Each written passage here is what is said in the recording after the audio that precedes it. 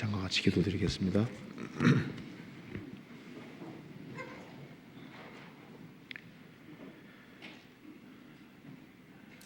자비로우신 우리 아버지 하나님 감사합니다. 오늘도 저희들을 한자리에 불러 모아주시고 주님을 찬송하며 또 주님의 말씀을 배울 수 있게 해주신 것을 진심으로 감사합니다.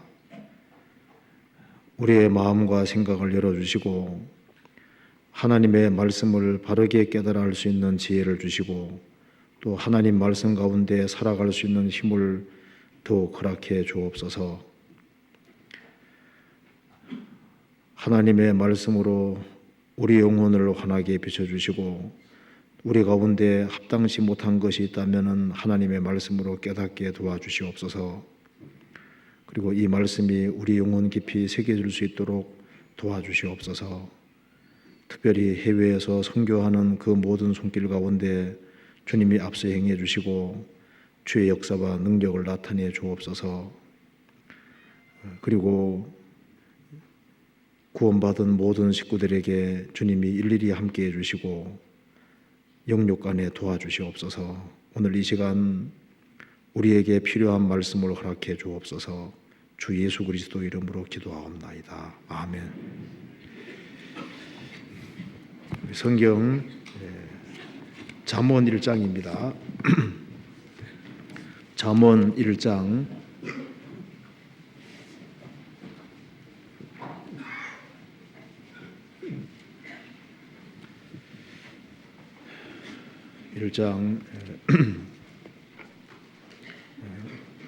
20절부터 제가 읽겠습니다. 지혜가 길거리에서 부르며 광장에서 소리를 높이며 호나하는 머리에서 소리를 지르며 성문의기와 성중에서 그 소리를 발하여 가로되 너희 어리석은 자들은 어리석음을 좋아하며 거만한 자들은 거만을 기뻐하며 미련한 자들은 지식을 미워하니 어느 때까지 하겠느냐. 나의 책망을 듣고 돌이키라. 보라, 내가 나의 신을 너희에게 부어주며 나의 말을 너희에게 보이리라. 내가 부를지라도 너희가 듣기 싫어하였고 내가 손을 펼지라도 돌아보는 자가 없었고 도리어 나의 모든 교훈을 멸시하며 나의 책망을 받지 아니하였은즉 너희가 재앙을 만날 때 내가 웃을 것이며 너희에게 두려움이 임할 때 내가 비웃으리라. 너희의 두려움이 광풍같이 임하겠고 너희의 재앙이 폭풍같이 이르겠고 너희에게 근심과 슬픔이 임하리니 그때 너희가 나를 부르리라. 그래도 내가 대답지 아니하겠고 부지런히 나를 찾으리라. 그래도 나를 만나지 못하리니 대저 너희가 지식을 미워하며 여호와 경외하기를 즐거워하지 아니하며 나의 교훈을 받지 아니하고 나의 모든 책망을 업신여겼습니다. 그러므로 자기 행위의 열매를 먹으며 자기 꾀에 배부르리라. 어리석은 자의 퇴보는 자기를 죽이며 미련한 자의 안일은 자기를 멸망시키려니와 오직 나를 듣는 자는 안전히 살며 재앙에 두려움이 없이 평안하리라. 23절을 같이 읽어보겠습니다. 나의 책망을 듣고 돌이켜라. 보라, 내가 나의 신을 너희에게 보여주며 나의 말을 너희에게 보이리라. 거기까지입니다. 오늘 이 잠언 1장 23절 말씀을 좀 생각해 보려고 합니다. 여기에서 나의 책망을 듣고 돌이키라, 이 제목으로 조금 생각을 해보겠습니다. 잠언은 지혜의 책입니다. 그런데 이제 잠언 처음에 책망이란 말부터 나오고 있습니다. 1장에서 나의 책망을 듣고 돌이키라, 책망이란 말이 나와 있습니다. 왜 인생은 책망을 받아야 하냐는 이유가 있습니다. 아담 이르로 인간은 타락했기 때문에 여기 22절에 인생에 대한 인생이 어떤 존재인지가 기록이 되어 있습니다. 22절에 너희 어리석은 자들은 어리석음을 좋아하며 거만한 자들은 거만을 기뻐하며 미련한 자들은 지식을 미워하니 어느 때까지 하겠느냐. 인생을 가리켜서 어리석은 자들이다, 거만한 자들이다, 그리고 미련한 자들이라고 표현을 했습니다. 인간은 어리석기 때문에 어리석은 자들은 어리석음을 좋아하는 것이 자연스러운 겁니다. 거만한 자들은 거만을 기뻐합니다. 미련한 자들은 지식을 미워합니다. 어느 때까지 하겠느냐? 그 일을 죽을 때까지 계속 반복적으로 행하는 겁니다. 인간은 미련하고 어리석고 거만하고 지혜가 없습니다. 그렇기 때문에 인간은 책망을 받지 않으면 안 되는 겁니다.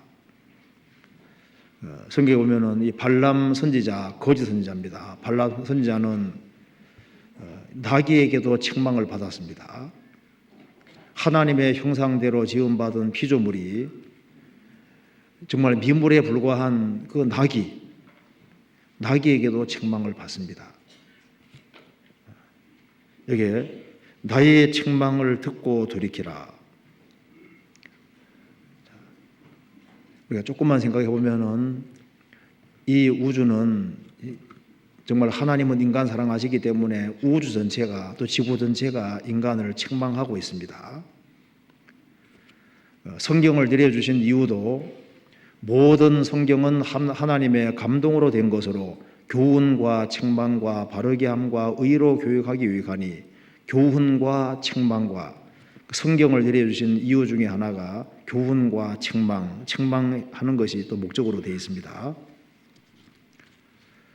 책망을 하시는 이유는 인간을 사랑하시기 때문입니다. 그래서 주님의 책망을 들어야 됩니다. 나의 책망을 듣고 돌이켜라. 여기에 나라는 것이 20절에 지혜가 길거리에서 부르며 그 지혜가 책망하는 겁니다. 여기 지혜는 바로 예수님을 가르치고 있습니다. 지혜의 근본이 예수님입니다. 주님이 책망하시는 겁니다. 나의 책망을 듣고 돌이키라. 주님이 책망하실 때는 목적이 있습니다. 부모가 자녀를 책망할 때는 잘 되기를 바라기 때문에 책망하는 겁니다. 그래서 주님의 책망은 정말 사랑의 책망이고 그리고 교정시켜 주려고 책망하는 겁니다. 그 사람이 정말 생명을 얻고 발전되기를 바라기 때문에 그 사람이 축복을 받기 원하기 때문에 하나님께서 책망을 하시는 겁니다. 그가 신비있는 인생을 살고 정말 가치 있는 인생을 살도록 하기 위해서 책망을 하시는 겁니다. 그렇기 때문에 주님의 책망은 조금만 생각해 보면은 그게 소망의 책망이고 우리를 위한 책망이라는 걸 알 수 있습니다.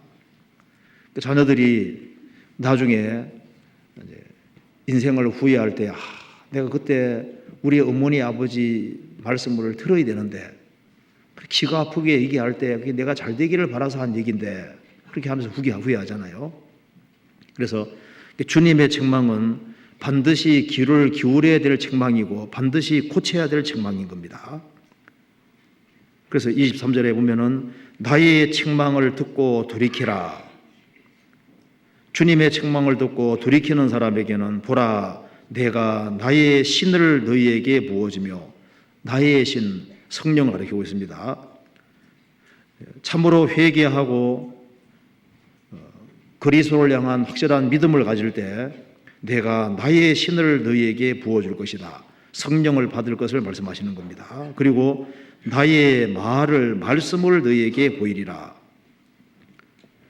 주님께서는 돌이키는 사람, 그 사람에게 주의 성령을 부어주시고 주님 말씀을 너희에게 보이리라. 그리고 그 사람은 인생이 발전하게 되고 주님 앞에 귀하게 쓰임받게 되는 겁니다. 잠언 19장 찾아봅시다. 잠언 19장 20절.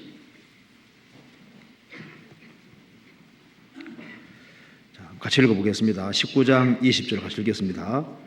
너는 권고를 들으며 교훈을 훈계를 받으라.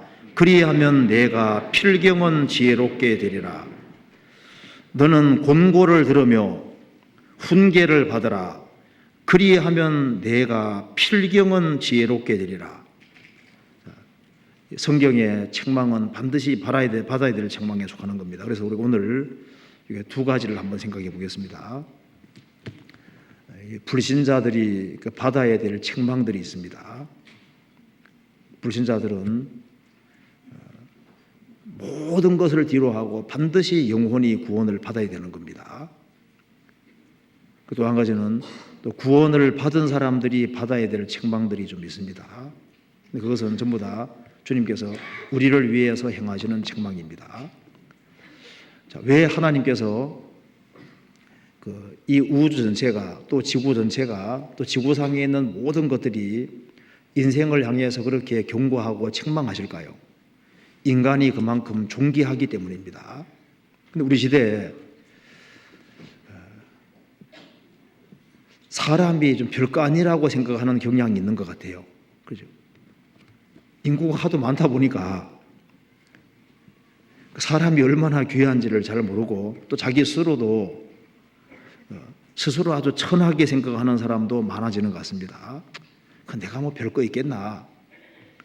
그래서 자기 스스로를 천하게 생각하기 때문에 인생을 막 사는 사람이 점점 더 많아지는 겁니다. 그리고 세상이 워낙 타락하고 오염되다 보니까 심지어 구원을 받은 사람들조차도 자기가 얼마나 존귀한 존재인지 잘 모르는 것 같습니다. 참새 2마리가 한 아사론에 팔리는 것이 아니냐. 그러나 너희 아버지께서 허락지 아니하시면 그 하나라도 땅에 떨어지지 아니하리라. 참새 1마리도 하나님 허락 없이는 안 떨어집니다. 그 말은 하나님이 참새 1마리도 눈여겨보고 있다는 얘기잖아요. 너희에게는 머리털까지 다 세신 바 되셨다. 하나님께서는 사람들의 머리털까지도 다 세신 바 되셨다는 것은 한 사람 한 사람에 대해서 세심한 관심을 가지고 있다는 분명한 증거입니다. 까마귀 새끼가 먹을 것이 없어서 오락가락할 때 그것을 위해서 먹을 것을 예비하는 자가 누구냐? 주님께서는 까마귀 새끼에게도 먹을 것을 준비해 주시는 분입니다. 사람이 없는 광야에도 비를 내리시는 분입니다. 우리가 사소하게 생각하는 모든 것에 대해서도 신경을 쓰고 있고 모든 것은 하나님 허락하심 속에서 되어지는 겁니다.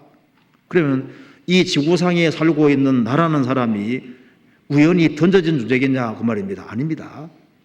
하나님께서 계획적으로 섬세하게 나를 만드신 거예요. 그래서 우리에게 육체도 있고 영혼도 있습니다. 하나님의 최고의 걸작은 인간이고 하나님의 최고의 관심은 인생입니다. 그렇기 때문에 인생에 지극한 관심을 가지고 계시기 때문에 인생을 향해서 책망하시고 그리고 공고하시고 끊임없이 돌이키도록 하기 위해서 노력을 하시는 겁니다. 제가 한번 비디오를 보니까 이런 게 나오더라고요. 사람 한 사람 속에 이제 사람에게 세포라는 게 세포 있는데 세포 속에 있는 유전 정보가 보통 백과사전으로 말하면 1000권 정도 분량의 유전 정보가 들어있답니다. 세포 하나 속에 유전 정보가. 그러면은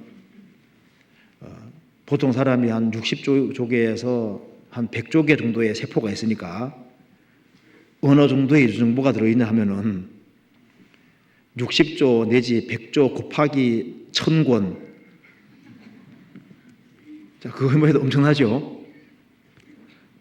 그러니까 우리가 막 적당히 대충 만들어진 존재가 아닌 것이 확실한 겁니다. 이번에도 이제 제가 한번 또 텔레비전에 보니까 이지선 있잖아요. 화상 당한 여자분이잖아요. 그분 얘기를 하는데 화상이 너무 심하게 이제 당하니까 눈을 감을 수가 없더랍니다. 그러니까 이 눈을 이렇게 감을 수 있다는 것이 이게 참 보통 복이 아닙니다. 화상 당해 놓으니까 이게 눈이 붙질 않는 거예요. 그것 때문에 눈을 감을 수 없는 것 때문에 굉장히 고통스러운 걸 얘기를 합니다. 그리고 손이 이제 많이 없어졌잖아요. 손가락이 많이 이제 잘라졌는데 그 중에 손가락 한 마디 하나가 더 있는 것이 얼마나 큰 역할을 하는지 그거 본인이 얘기를 쭉 하잖아요. 이거 보면 손 보면 정말 신기하게 만들어진 것이 맞잖아요. 아주 세심하게 계획적으로 만들어진 겁니다.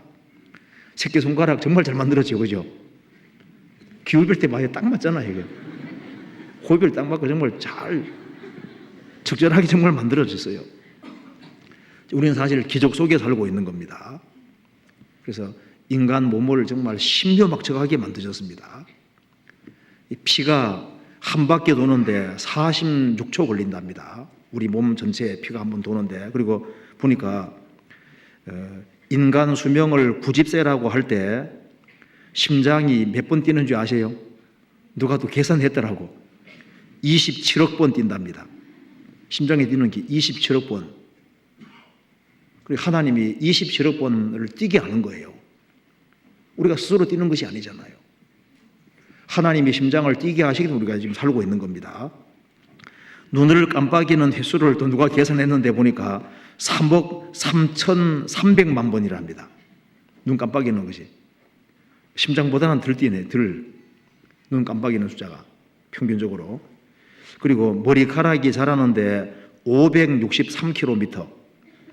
그러니까 머리카락 자라는 걸 전체 이을 경우에 563km니까 서울에서 부산 거리보다 더 되잖아요. 그죠? 손톱은 한 손가락도 손톱이 한 3.7m까지 자란다고 얘기하는데요. 하여튼 간에 잘 이해가 잘 안 돼요.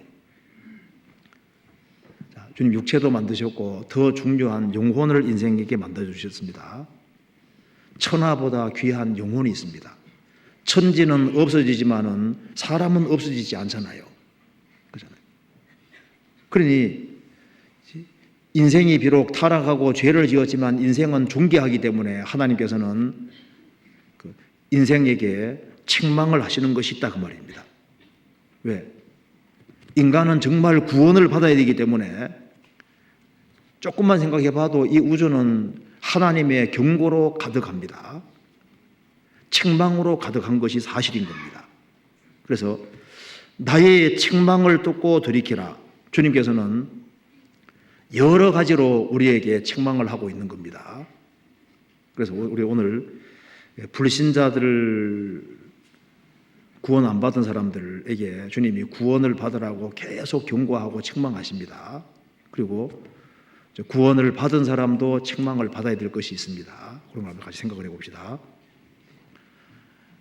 하나님께서 이 우주를 만드실 때 무신론자가 생긴다는 걸 아시잖아요. 그러니까 딴소리 못하도록 어떻게 했습니까? 아주 압도적인 증거를 너무나도 많이 만들어 놨거든요. 이 우주에는 정확한 법칙과 질서가 있고 하나님께서 아주 장엄하게 만드셨습니다. 그리고 전능하신 하나님이 능력 가지고 만드신 것을 누구든지 알 수 있도록 하셨습니다. 아무도 무신론자가 될 수 없도록 하나님께서 아주 엄청난 증거들을 만들어 두신 겁니다. 그리고 하나님을 등지고 구원을 받지 않는 사람에게는 얼마나 심각한 일이 있을 것을 계속 경고하고 있는 겁니다. 유다서 1장에 보면은 캄캄한 흑암에 돌아갈 유리하는 별들이라. 캄캄한 흑암에 돌아가는 유리하는 별. 떠돌이 별은 블랙홀에 빨려 들어가잖아요. 아주 이 엄청난 큰 별들이 블랙홀에 빨려 들어가서 순식간에 없어집니다. 그것이 구원받지 아니한 사람은 그 거대한 별들도 블랙홀에 빨려들어 사라지는데 하나님을 등지고 사는 사람들은 하나님께서 그 사람들을 위해서 영원한 지옥을 만들어 놨다는 것을 경고로 보여주고 있는 겁니다. 지옥이 무서운 이유는 한 번 들어가면은 다시 나올 수 없기 때문에 그게 무서운 거예요.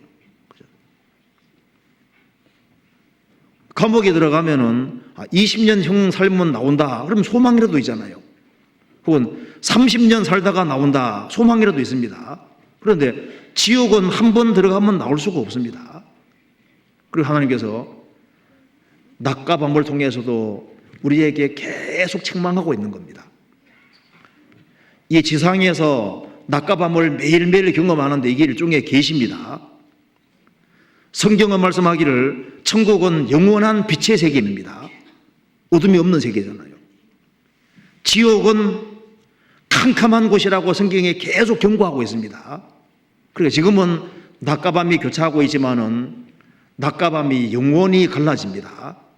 영원히 캄캄한 곳과 영원한 빛의 세계가 갈라진다는 것을 매일매일 계시로 보여주고 있는 거예요. 너희들은 인생을 선택해야 되는데 어둠을 선택할 거냐, 빛을 선택할 거냐, 둘 중에 하나 선택하라고 우리에게 말해주고 있는 겁니다. 그리고 천둥과 번개를 하나님이 괜히 만드신 것이 아닙니다. 천둥 번개가 질 때 겁나죠? 그때 무슨 생각이 납니까? 번개가 꽝 치면 무슨 생각이 나요? 지은 죄들이 생각나죠? 그죠? 너희들 죄 문제 해결하지 않으면 심각하다는 것을 보여주고 있잖아요. 땅에서 화산 폭발이 되어지면 무슨 생각이 나요? 화산이 폭발하면서 용암이 쫙 흘러나올 때 엄청 무섭잖아요. 지옥은 더 무서운 곳이니까 반드시 영혼 문제를 해결해야 된다고 하는 걸 우리에게 일깨워주고 있는 겁니다. 그렇잖아요. 그리고 하나님께서 매년 농사를 통해서도 계속해서 경고하고 있습니다. 성경 찾아봅시다. 마태복음 3장입니다. 식물도 우리에게 끊임없이 경고를 바라고 있습니다. 마태복음 3장 12절.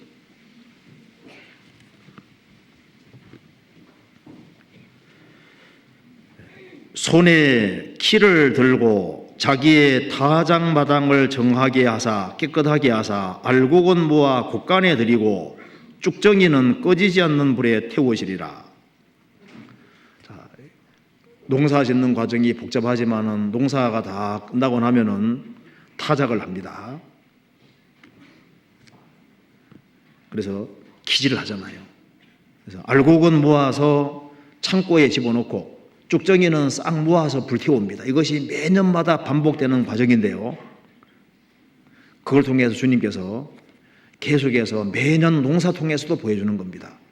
하나님의 생명을 얻으라. 하나님의 생명 얻은 사람은 천국 창고로 갈 것이고 하나님의 생명을 얻지 못하고 쭉정이로 남은 사람은 꺼지지 않는 지옥불에 들어간다는 것을 매년 농사 통해서 사람들에게 경고하고 하나님의 생명을 얻어야 된다는 것을 계속 강조하고 있는 겁니다. 그렇잖아요.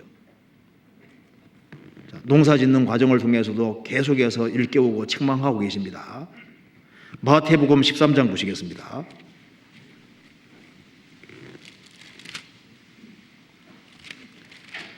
24절.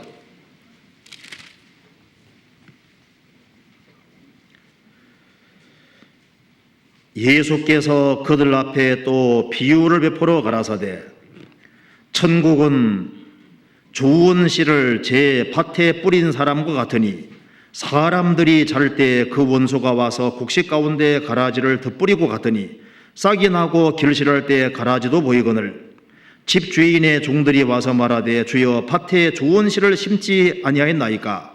그러면 가라지가 어디에 생겼나이까? 주인이 가로되 원수가 이렇게 하였구나.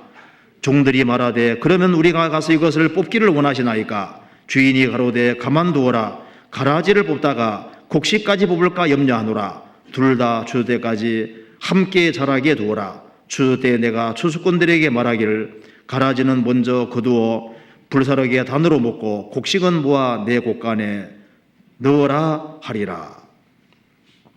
38절입니다. 36, 7절. 대답하여 가라사대 좋은 씨를 뿌리는 이는 인자요 밭은 세상이요 좋은 씨는 천국의 아들들이요 가라지는 악한 자의 아들들이요 가라지를 심은 원수는 마귀요 추수 때는 세상 끝이요 추수꾼은 천사들이니 그런즉 가라지를 거두어 불에 사르는 것 같이 세상 끝에도 그러하리라. 인자가 그 천사들을 보내리니 저희가 그 나라에서 모든 넘어지게 하는 것과 또 불법을 행하는 자들을 거두어내어 풀무불에 던져 넣으리니 거기에 쏠며 이를 갈미으리라. 그때 의인들은 자기 아버지 나라에서 해와 같이 빛나리라. 귀 있는 자는 들으라. 주님이 곡식과 가라지 비유를 말씀하셨습니다. 곡식을 뿌렸는데 가라지도 보였습니다. 우리나라 말로 바꾸면은 이제 이 벼가 자라는데 이제 벼가 아닌 것도 피도 같이 올라오는 거예요. 이것을 뽑기를 원하신 아이가 가만두어라. 가라지 뽑다가 곡식까지 뽑을까 염려하노라. 둘 다 자라게 두어라. 추수대가 되니까 두 쪽으로 딱 갈라지잖아요. 자, 이 곡식과 가라지 너무 비슷하게 생겼습니다. 근데 하나는 곡식이고 하나는 곡식이 아닌 거예요. 같은 공동체 안에서 같이 신앙생활을 하고 있는데 같이 교회 다니고 같이 올려 다니는데 주님께서 너가 곡식인지 가라지인지 점검을 정확히 하라고 말씀하시는 겁니다.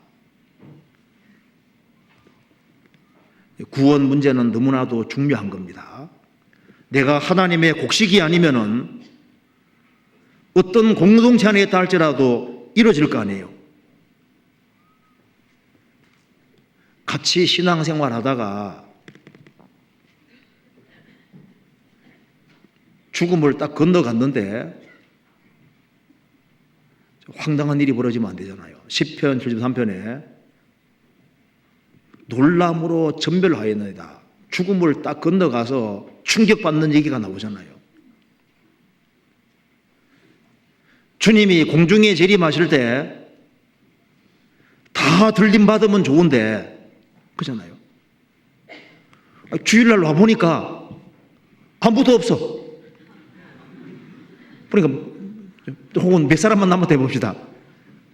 야, 이게 얼마나 이게 무서운 얘기냐 그 말이에요. 충격스러운 얘기냐 그 말입니다. 그게 남의 얘기냐 그 말이에요. 아니잖아요. 그리고 교회 생활에서도 확실히 거듭나지 않았다면은 나중에 죽음 건너가서 최후의 심판대 앞에서 행한 대로 심판받고 여기 풀무불에 던져 넣을 것이다. 이 얼마나 충격스럽고 무서울 거냐 그 말입니다.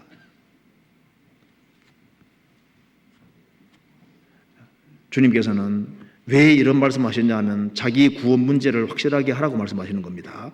심은 것마다 내 전부께서 심지 않은 것은 뽑힐 거라고 말씀하셨습니다. 그리고 이 세상이 전부다. 죽음은 끝이다.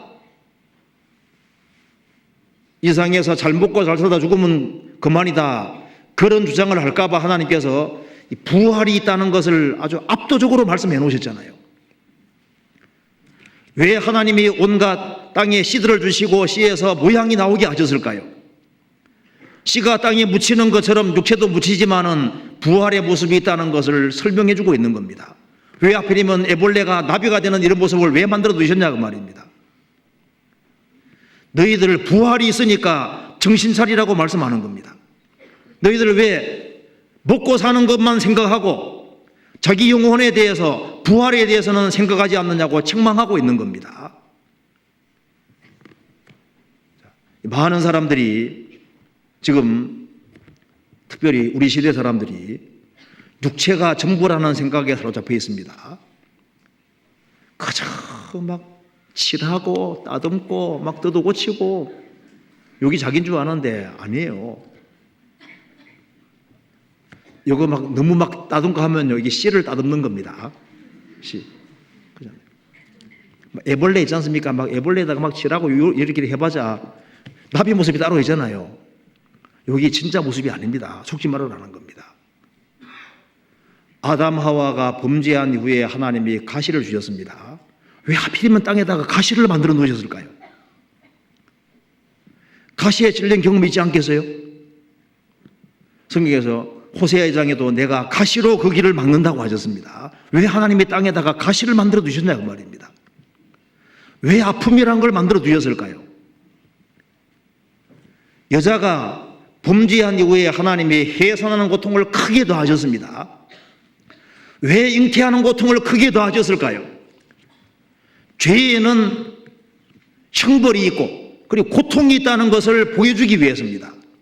인간이 범죄한 이후에 땅에 가시 옮겨 주시고 가시에 찔리면 아픔이 있는데 그 아픔을 왜 주셨냐 하면은 범죄에는 고통이 있고 이 죄를 해결하지 아니하고 죽음 건너가면은 영원한 고통이 기다린다는 것을 분명히 보여주고 있는 겁니다. 그렇잖아요. 우리 전도 집회할 때 자주 듣잖아요. 고통 중에 해산하는 고통은 점수로 말하면 한 8점 정도가 되고 이 몸을 손발을 절단할 때 고통은 9점에 해당되고 자결통, 불탈 때 고통은 10점이다. 인간이 느끼는 고통 중에 제일 큰 고통은 불타는 고통이라고 얘기를 합니다. 암 때문에 그 아픈 건 한 6점 정도가 된다고 하잖아요.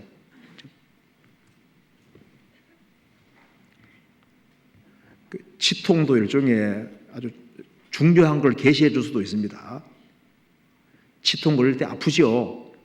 두통 걸릴 때 머리 아프지요. 그 고통이라는 걸 왜 주셨을까요? 고통을 프로그램을 누가 하셨습니까? 하나님이 고통을 만들어 놨습니다. 고통 중에는 더 큰 고통도 있고 더 작은 고통도 있잖아요.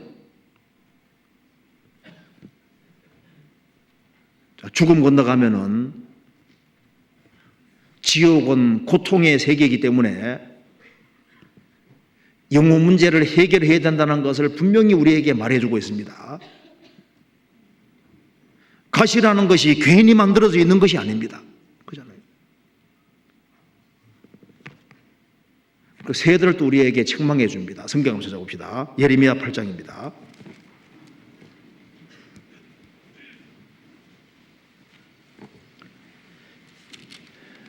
예레미야 8장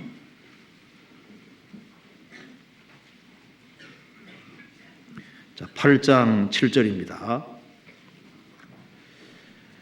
공중의 학은 그 정한 시기를 알고 반구와 제비와 두루미는 그 올 때를 지키거늘 내 백성은 여호와의 규례를 알지 못하도다 하셨다 하라.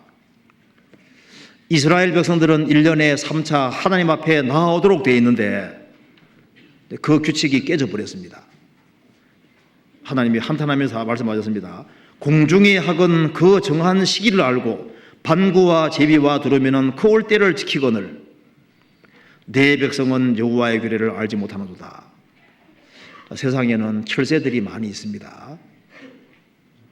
추운 겨울이 다가오면 철새들은 알고 남쪽에 따뜻한 나라로 옮겨가잖아요. 그 철새가 매년마다 규칙적으로 그렇게 행동을 합니다. 그렇잖아요.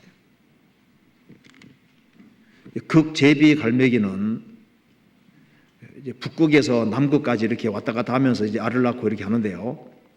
이제 매년 움직이는 거리를 조사해 보니까 79,900km를 왔다 갔다 하는 거예요. 매년 79,900km.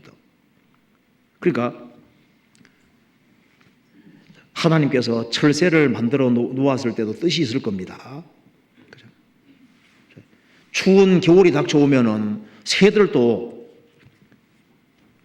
추운 나라에 있으면 안 되니까 비상에서 먼 곳으로 남쪽 나라로 날아가잖아요. 따뜻한 곳으로. 그처럼 하나님이 우리에게 이렇게 말하는 것 같습니다. 아담하는 추운 곳입니다. 사탄이 다스리는 세계는 차가운 곳입니다. 차가운 나라입니다. 그리고 거기에는 정죄와 심판이 있습니다. 그래서 철새들이 비상에서 남쪽 나라로 가는 것처럼 이 차가운 세상에 따뜻한 세계가 있잖아요. 그리스도 예수 안, 그건 따뜻한 곳입니다. 그건 사랑이 있는 곳이고 하나님의 축복이 있는 곳입니다. 그래서 아담 안에서 나와서 믿음으로 비상해서 그리스도 안에 들어가야 된다는 사실을 우리에게 말해주는 것처럼 보입니다. 내가 아담 자손으로 태어나서 아담의 타락된 기질을 가지고 죄 가운데 살다가 죽으면은 주님이 계신 세계 속에는 갈 수가 없습니다. 너희가 나를 찾다가 너희 죄 가운데 죽겠고 나의 거는 곳에는 너희가 오지 못하리라. 죄인으로 나서 죄 가운데 살다가 죄 가운데 죽는 사람은 주님께는 올 수가 없습니다. 주님 계신 세계 속에는 들어갈 수 없습니다. 그렇기 때문에 아담 안에 태어난 사람은 필히 믿음으로 그리스도 안에 들어가지 않으면 안 되는 거예요. 주님께서 괜히 그냥 철새 그냥 구경하라고 만들어 놓은 것이 아닐 겁니다. 그렇잖아요. 그리고 잠언 3장에 도마뱀 얘기 나오잖아요. 도마뱀은 꼬리 잡으면 탁 자랍니다. 저도 잡아봤는데 정말 툭 잘라요. 왜 그런 것을 만들어 놨을까요? 도마뱀은 미물입니다. 자기도 살라고 꼬리를 꽉 자르는 것 봐요. 자, 그것처럼 사람은 살아야 됩니다. 기어코 구원받아야 되기 때문에 죄가 그 사람을 붙잡고 마귀가 붙잡으려 할 때 어떻게 해야 됩니까? 과감하게 끊고라도 기어코 구원을 받아야 되는 거예요. 왜 사람들이 구원받지 못하냐 하면은 포기할 것을 포기하지 않기 때문에 구원받지 못하는 거예요. 저희 중에 남의 집에 가만히 들어가 어리석은 자들을 유인하는 자들이 있다. 항상 배우나 마침내 진리의 지식이 이룰 수 없느니라. 항상 배우지만 왜 깨닫지 못하냐 하면은 이 죄가 사람 마음을 꽉 붙잡고 있기 때문에, 그래서 마음이 딴 곳에 가 있으니까 영혼의 구원이 이루어지지 않는 겁니다. 그 정죄는 이것이니 곧 빛이 세상에 왔으되 사람들이 자기 행위가 악함으로 빛보다 어둠을 더 사랑한 것이니라. 빛보다 어둠을 더 사랑하기 때문에 구원받지 못하는 거예요. 이 세상 것을 포기해서라도 영혼이 구원을 받아야 됩니다. 내가 이 몇십 년짜리를 붙잡고 살다가 영혼이 지옥 갈 거냐, 아니면 모든 걸 포기할 것을 각오해서라도 구원받아야 되느냐. 목숨은 귀한 겁니다. 도마뱀도 살라고 꼬리 자르는 거 봐요. 육체보다 영혼은 훨씬 귀합니다. 그래서 모든 것을 뒤로 하고서라도 구원받으라고 예수님 말씀하셨습니다. 예수님 말씀하시기를 손이 죄 지으면 어떻게 하라고요? 찍어버리라. 발이 죄 지으면 찍어버리라. 눈 떼버리라. 지체를 절단해서라도 그렇게 해서라도 구원을 받으라고 주님 말씀하셨습니다. 왜? 영혼의 구원은 너무나도 귀한 것이기 때문에 그런 거예요. 또 잠언 3장에 말하고 있습니다. 사반, 토끼보다 조금 작은 짐승인데요, 바위 사이에 집을 짓는다고 했습니다. 사반도 짐승이지만은 자기보다 더 큰 사반에게 안기됩니다. 사반은 좀처럼 여우들이 잡을 수 없는 이유는 그 바위 주변을 잘 안 떠나는 거예요. 바위 사이에 집을 짓고 있으니까 맹수들이 와도 안전한 겁니다. 그런데 인생은 사반보다도 못해요. 성경은 누누이 강조하기를 너희는 인생을 의지하지 말라. 그의 호흡은 코에 있나니 수의 질 가치가 어디 있느냐. 인생 기대지 말란 말이 성경에 계속 나오잖아요. 인간이 인간을 기대는 것은 사반이 자기보다 좀 더 큰 사반 기대는 것도 같은 겁니다. 반세반석 대신 주님이 계신데, 죽으시고 부활하신 주님이 계신데 주님께 달려가서 안전함을 얻어야 되는 거예요. 성경은 말했습니다. 예수님 말씀하시기를 수고하고 무거운 짐진 자들아 다 내게로 오라. 내가 너희를 쉬게 하리라. 주님께로 와야 산다는 것을 성경은 계속 말해주고 있습니다. 연어는 너무나도 신비하잖아요. 연어는 자기가 태어난 곳, 살던 곳에서 방류가 딱 되면은 몇 년 지나면 자기 온 곳에 정확히 찾아오잖아요. 모든 수고를 뒤로 하고 기어코 자기 태어난 곳에, 방류된 그곳에 정확히 오잖아요. 그게 인간에게 뭘 말해주고 있는 겁니까? 인간은 아담에리로 타락했습니다. 기어코 원래 곳으로 돌아가야 되는데 하나님께로 돌아가지 않으면 안 되는 겁니다. 그잖아요. 연어가 자기 곳으로 정확히 돌아가는 것 봐요. 철새들이 자기 온 곳으로 정확히 돌아오잖아요. 강낭 같은 제비 정확히 돌아옵니다. 인간이 비록 하나님을 떠났지만 하나님의 도우심을 받으면은 하나님이 계신 그곳에 갈 수 있는 길이 있는 거예요. 그리스도를 발견한 사람, 그 사람은 가장 복이 있는 사람입니다. 성경 짐승도 우리에게 이렇게 책망합니다. 이사야 1장 보시겠습니다. 1장 2절입니다.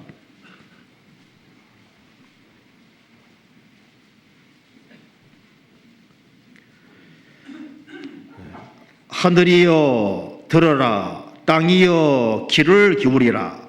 여호와께서 말씀하시기를 내가 자식을 양육하였거늘 그들이 나를 거역하였도다. 소는 그 임자를 알고 나귀는 그 주인의 구유를 알건만은 이스라엘은 알지 못하고 나의 백성은 깨닫지 못하나도다 하시도다. 여기 주님 말씀하셨습니다. 소는 그 임자를 알고, 소가 임자 압니다. 어떤 사람 이게 진짜인가 하는데 진짜입니다. 소가 자기 주인 옆에 있으면 싹 기대고요. 자기 주인이라고 다 기대고 알아보거든요. 그리고 나귀는 주인의 구유를 알건만은 이것도 사실입니다. 이런 얘기가 있는데요. 그 성경을 잘 아는 그 에집트의 한 경찰관이 이제 마약 밀수단을 추적을 했는데 번번이 놓쳤습니다. 그런데 이 밀수단들은 나귀 타고 탈출하고 했다는 겁니다. 그런데 이제 한 번은 급습을 했는데 나귀를 버려두고 다 도망가 버린 거예요. 그런데 이제 그 경찰관이 성경을 잘 아는 사람이었기 때문에 나귀를 며칠간 쫄쫄 굶긴 겁니다. 굶고 난 다음에 딱 풀어놓으니까 여지없이 그 주인의 구유 쪽으로 딱 가는 거예요. 그래서 일망타진했다고 합니다. 성경을 알면 이렇게 도움되는 일이 많이 있어요. 성경을 알면 이게 이익을 많이 봅니다. 여기 이제 소도 임자를 알고 나귀도 주인의 구유를 압니다.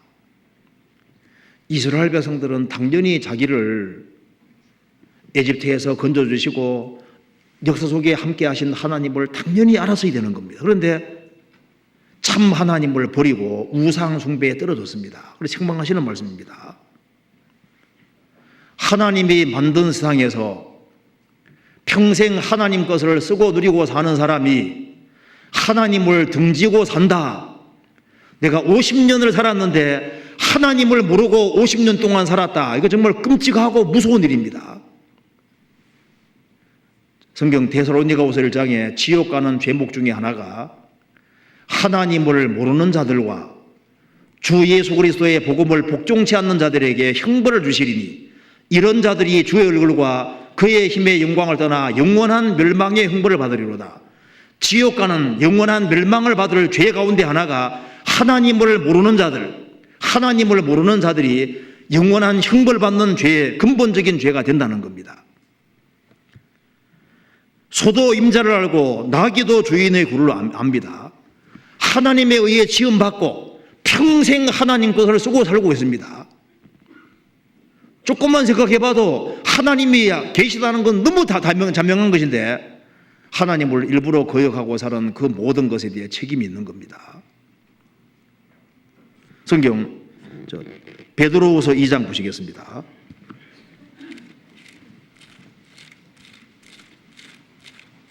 베드로후서 2장 15절.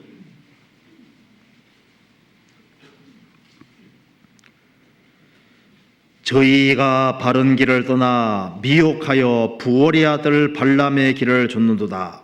그는 불의의 삭슬을 사랑하다가 자기의 불법을 인하여 책망을 받되 말 못하는 나귀가 사람의 말소리로 말하여 이 선지자의 미친 것을 금지하였느니라. 이 발람은 돈에 눈이 멀었습니다. 그래서 심지어 자기가 타고 다니는 그 나귀에게도 책망을 받았습니다. 그렇잖아요. 성경에 민수기에 나와 있죠.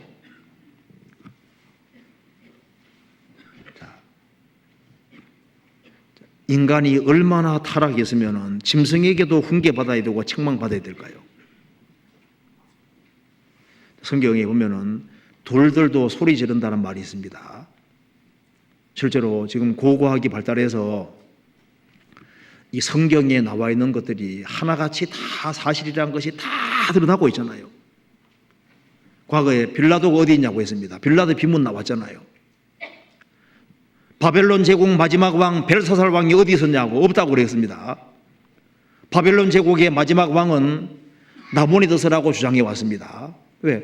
바벨론 제국의 역사를 기록한 그 당대 사람이 나보니더스, 베로서서라는 역사학자가 나보니더스가 마지막이라고 했는데 성경에는 마지막 왕이 벨사라고 되어 있으니까 이거 충돌되잖아요.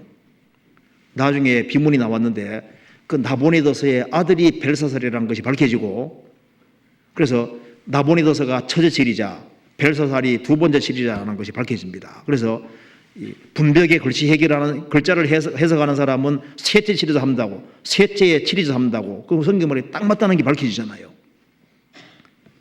오늘날 출애굽 여정이 다 밝혀지고 있습니다. 이런 것이 뭘 말해줄까요?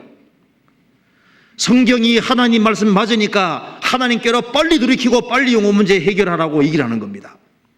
그리고 오늘날 화석이 얼마나 많이 나와요. 수억이 화석이 나와도 종류대로만 나옵니다. 진화가 안 됐다는 것을 계속 얘기해 주고 있잖아요. 진화론자들을 끊임없이 책망하고 있습니다. 그 모든 것은 빨리 하나님께로 돌이키고 구원받으라는 신호인 거예요. 우리 시대에 가장 많은 증거가 있는 시대입니다. 그런데 가장 듣지 않는 시대가 되고 있습니다. 그리고 역사를 공부해 보면 역사는 항상 말해주고 있습니다. 악은 반드시 심판을 받았다는 걸 알 수 있습니다. 찰스 비어드란 역사학자가 말한 대로 하나님의 심판의 맷돌은 천천히 굴러가더라. 그 역사가 결론입니다. 자기가 역사 연구해 보니까 하나님의 심판은 천천히 굴러가는데 악은 반드시 파멸을 시키더라.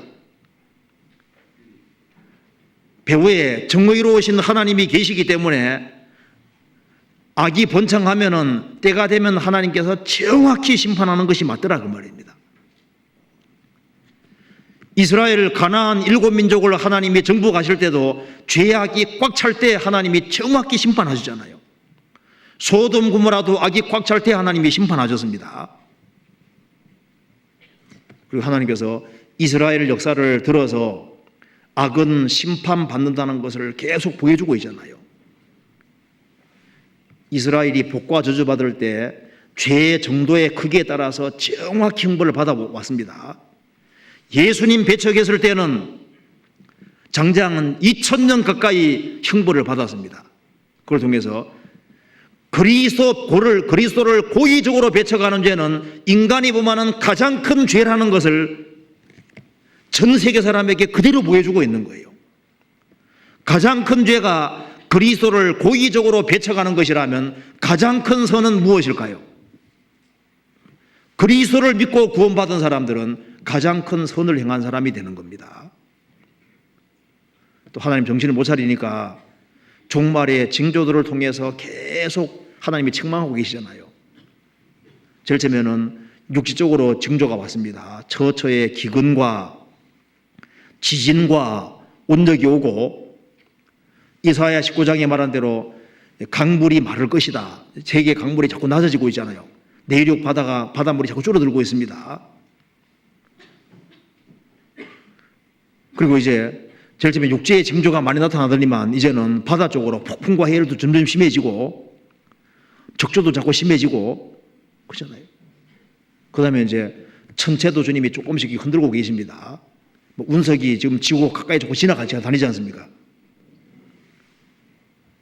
앞으로 천체가 흔들리고 운석이 떨어질 것이기 때문에 사람들이 무수함으로 기절하게 될 것이다.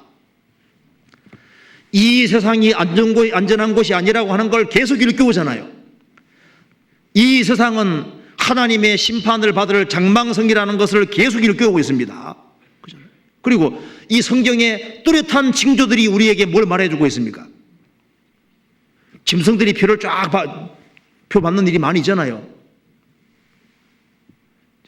잠시 후면 너희들도 받을 테니까 정찰이라고 계속 경고하고 있습니다. 잘 보세요.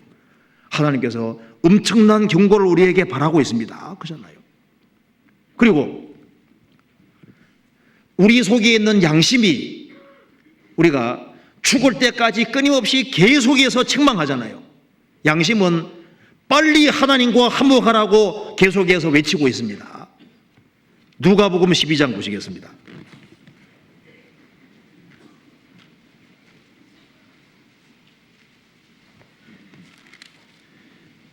12장 58절입니다.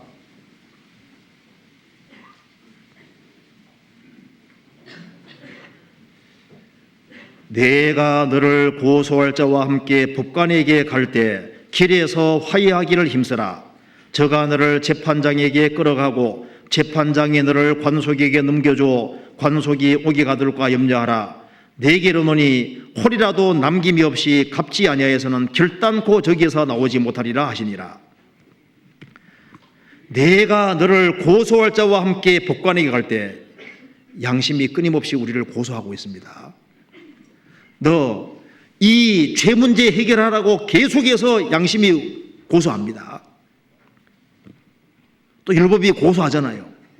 너를 고소할 자와 함께 법관에게 하나님 앞에 갈 때 길에서 인생길에서 화해하기 힘쓰라. 하나님과 평화를 유지하고 문제를 해결해야 됩니다. 그렇잖아요. 요한복음 16장에 말한 대로 성령이 세상을 향해서 책망합니다. 죄와 의와 심판에 대하여 세상을 책망하시리라. 죄에 대하여라면 저희가 나를 믿지 아니하며 성령께서는 그리스도를 믿으라고 계속해서 경고하잖아요. 그리고 바다의 파도도 우리에게 경고하고 있습니다. 이 거대한 파도도 모래라는 금을 안 넘어서잖아요. 인생은 지금 하나님 말씀을 쉽게 범합니다. 그 가느다란 금을 그 거대한 파도가 안 넘어서잖아요. 성경 써봅시다. 예레미야 5장입니다.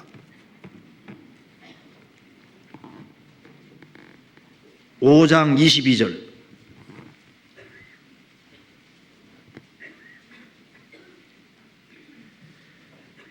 여호와께서 말씀하시되 너희가 나를 두려워 아니하느냐 내 앞에서 떨지 아니하겠느냐 내가 모래를 두어 바다의 계한을 삼되 그것으로 영원한 계한을 삼고 지나치지 못하게 하였으므로 파도가 흉룡하나 그것을 이기지 못하며 뛰노나 그것을 넘지 못하느니라. 그러나 너희 백성은 배반하며 피역하는 마음이 있어서 이미 배반하여 갔으며 하나님 말씀하셨습니다. 너희가 나를 두려워 아니하느냐 내 앞에서 떨지 아니하겠느냐 너희들이 바다의 파도를 보고 모래물 보라 그 말입니다. 하나님께서 바다의 파도에게는 금 하나만 딱 그어놨잖아요. 모래라는 금 하나만 딱 그어놨는데 넘어가지 않지 않느냐. 그런데 하나님께서 인생을 위해서는 얼마나 많은 금을 많이 그어놨습니까? 그런데 그 금을 다 넘어가는 시대입니다. 우리는 순복하지 않겠다. 그 거대한 파도도 하나님이 금을 하나 딱 그어놨는데 모래라는 금 하나 딱 그어놨습니다. 그거 안 넘어가잖아요. 그러니까 인간은 배짱이 아주 큰 겁니다. 살아계신 그 거대한 하나님 앞에서 인간이 하나님을 도전하고 하나님을 두려워할 줄 모르고 아주 담대하게 그냥 막 나가는 시대가 됐습니다. 그렇잖아요. 우리 시대 정말 아나무입니다. 아나무이. 당당지부라는 얘기 들어보셨죠? 당랑권법 옛날에 그 청년들은 잘 알 텐데 당랑권법, 사마귀권법 뭐 들어봤어요? 당랑지부, 당랑이 사마귀란 말인데요. 당랑이 이제 사마귀에 도끼 붙잡니다. 그러니까 이제 사마귀 딱 보면요, 이게 앞에 손이 도끼처럼 생겼잖아요. 중국의 한 고관 대작이 이제 수레 타고 가고 있는데 딱 보니까 수레 타고 가는 바로 그 자리 앞에서 사마귀가 폼 딱 잡고 싸우려고 버티고 있는 거예요. 이제 게임도 안 되는 것을 하려고 버티는 사람을 당당지부라고 그런 말이 있습니다. 그 무한히 거대하신 하나님 앞에서 인간이 폼 잡고 이겨보려고, 그게 정말 가소로운 겁니다. 그렇잖아요. 그리고 성경의 인물, 성경에 나와 있는 인물들이 불신자들에게 끊임없이 구원받으라고 말해주고 있습니다. 나는 구원받기 틀려서, 그렇게 말하는 사람이 있을까봐 하나님께서 십자가에 배 주고 가던 강도 하나 딱 기록해 두신 겁니다. 그 사람은 죄밖에 지은 것이 없습니다. 십자가에 죽을 만큼 죄를 지었습니다. 그런데 십자가 달려서도 예수님을 욕을 했잖아요. 그런데 막판에 정말 하나님을 두려워하면서 돌이켰을 때 영원히 구원받았습니다. 죽는 그날까지도 자기 구원 문제를 포기하지 말으라고 주님 옆에 기록해 두신 거예요. 나는 죄가 많아서 구원받기 들렀다, 그런 소리 할까봐 성경에 사마리아 여자도 기록해 놨잖아요. 사마리아 여자 6번째 남편하고 살고 있었습니다. 근데 그 여자도 참으로 진리 구하니까 주님께서 구원받을 수 있는 길을 열어주셨잖아요. 또 다른 사람 말하기를, 나는 예수 믿는 사람을 무척 핍박을 많이 했다, 나는 구원받기 들렀다, 그렇게 말하는 사람이 있을까봐 바울 사도 같은 예를 만들어 두셨잖아요. 바울 사도 말하기를, 나는 죄인의 괴수라고 했습니다. 그런데 바울 사도도 구원을 받았잖아요. 어떤 경우에도 구원을 포기하지 말으라고 말하고 있는 겁니다. 그렇잖아요. 우리가 조금만 생각해봐도 지옥은 있습니다.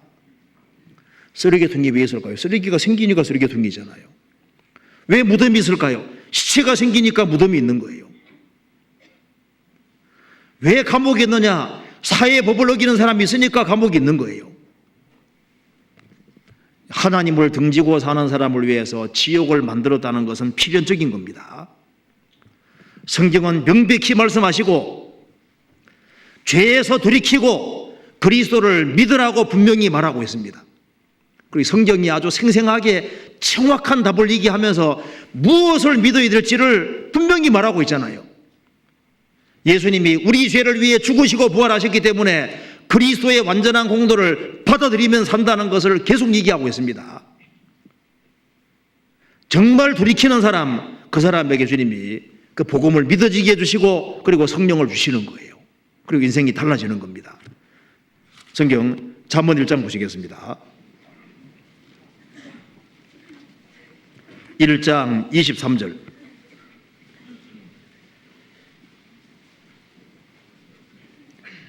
나의 책망을 듣고 돌이키라. 보라, 내가 나의 신을 너희에게 부어주며 나의 말을 너희에게 보이리라. 주님의 책망을 듣고 정말 회개하고 그리스도의 공로를 받아들이고 구원받은 사람, 죄 사함을 얻으라. 그리하면 성령을 선물로 받으리니, 죄를 사함 받은 사람 속에 성령이 선물로 와 계시고 그때부터 하나님 말씀이 보이기 시작합니다. 나의 말을 너희에게 보이리라. 구원을 받아야만 말씀이 깨달아지는 거예요. 그죠? 그래서 세상에서 가장 큰 행복은 정말 구원을 받은 사람, 그 사람은 가장 큰 행복자인 것이 틀림없습니다. 그런데 구원을 받은 사람도 성경을 통해서 끊임없이 책망을 받아야 됩니다. 참, 이 물이 참 신비한 거예요. 그렇죠? 물은 어디든 간에 자꾸 아래로만 내려가려고 하잖아요. 그렇죠? 물은 어떻게 하든 간에 아래쪽으로 계속 향하는 성향이 있습니다. 구원을 받아도 마음이 높아질 수 있습니다. 그렇죠? 교만하면 죽는 거고 망하는 겁니다. 교만은 패망의 선봉이고 구원을 받아도 교만하면은 넘어질 수밖에 없는 거예요. 그러니까 우리가 이 흐르는 물을 잘 관찰해 보면은 물은 자꾸 아래로 향하는 성향이 있습니다. 그렇죠?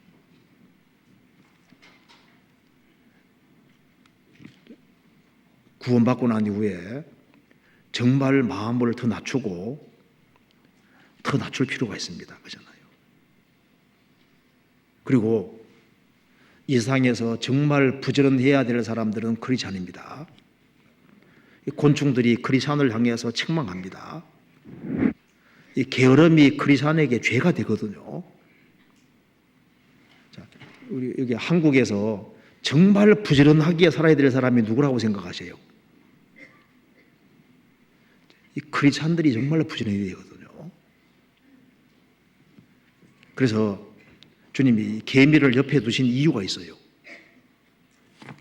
자, 개미 보고 배우라고. 개미는 말할 겁니다.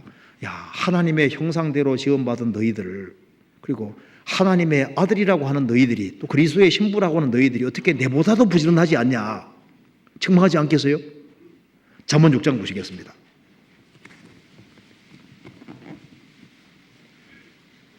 6장 6절입니다. 게으른 자여, 개미에게로 가서 그 하는 것을 보고 지혜를 얻으라. 개미는 두령도 없고 간역자도 없고 주권자도 없으되 먹을 것을 여름 동안에 예비하며 추수 때 양식을 모으느니라. 게으른 자여, 내가 어느 때까지 눕겠느냐? 내가 어느 때에 잠이 깨어 일어나겠느냐? 좀 더 자자, 좀 더 졸자, 손을 모으고 좀 더 눕자 하면 내 빈궁이 강도같이 오며 내 곰핍이 군사같이 이르리라. 게으른 자여, 개미에게로 가서 그 하는 것을 보고 지혜를 얻으라. 개미는 매일매일 꾸준히 계속해서 일하잖아요. 그래서 양식을 가득히 모읍니다. 구원받고 1년이 지나고 2년 지나고 3년 지나고 4년 지나고 세월이 계속 지나가면서 시간을 아끼고 영혼의 양식을 모으기 시작하면은 엄청나게 영적으로도 부유하게 될 텐데, 게으르기 때문에 현상 유지를 겨우 하는 크리스찬도 많거든요.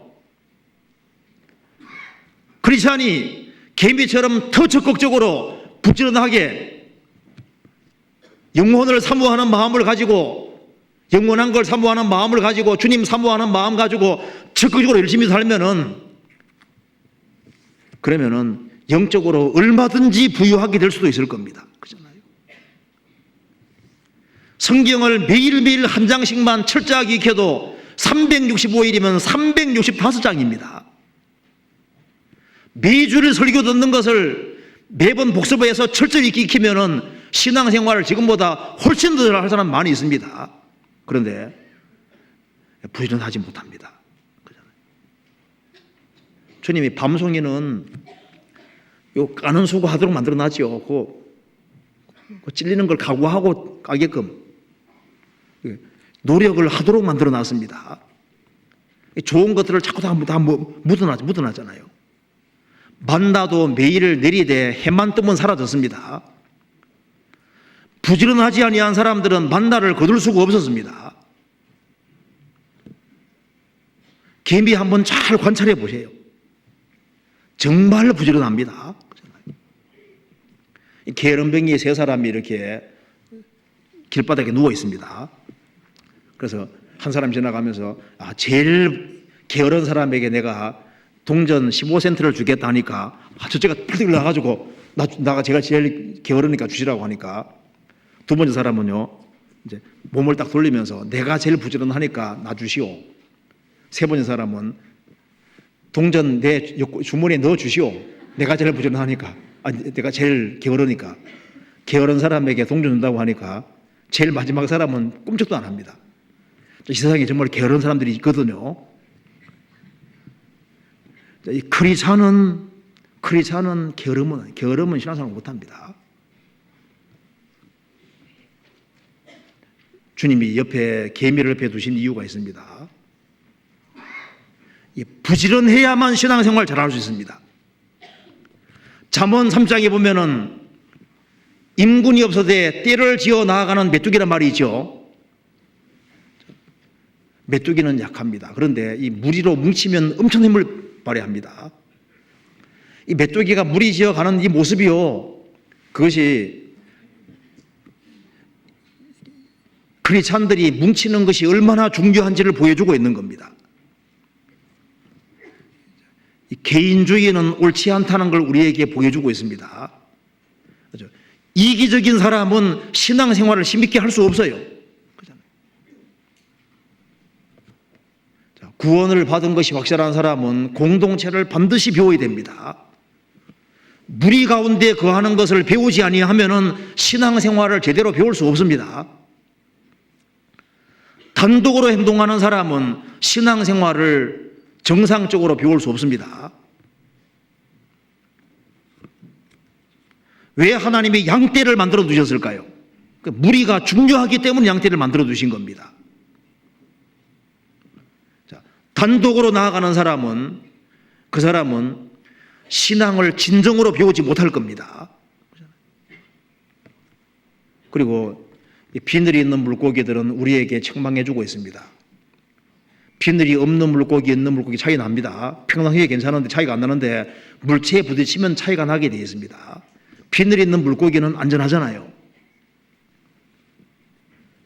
자, 비늘이 있는 물고기는 우리에게 말해주고 있습니다. 전신갑주 입고 살으라고 우리에게 말해주고 있습니다. 영혼의 전신갑주를 입고 사는 사람과 믿음의 방패를 가지고 있는 사람, 그렇지 않은 사람 차이 납니다.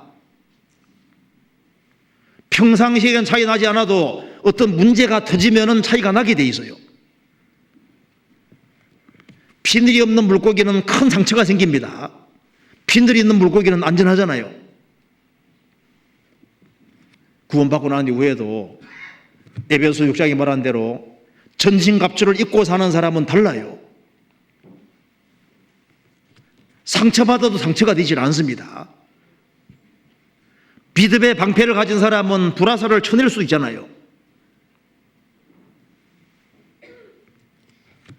그래서 이 마음을 풀어놓고 전신갑주 입지 않으면 영적으로 손해보게 돼 있습니다. 그리고 다른 건 몰라도 신앙생활은 손해보면 안 돼요. 그렇지 않습니까?